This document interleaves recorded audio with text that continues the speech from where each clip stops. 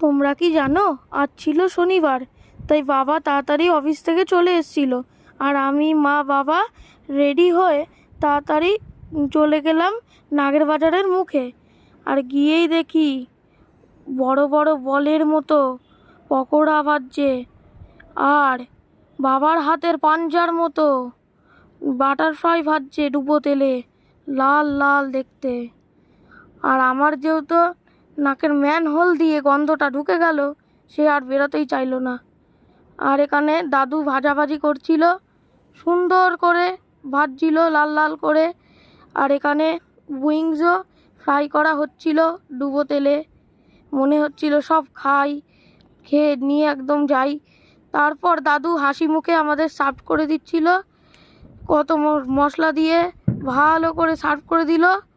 আর আমরা এখানে টাটা করে ভিডিওটাকে শেষ করলাম। টাটা।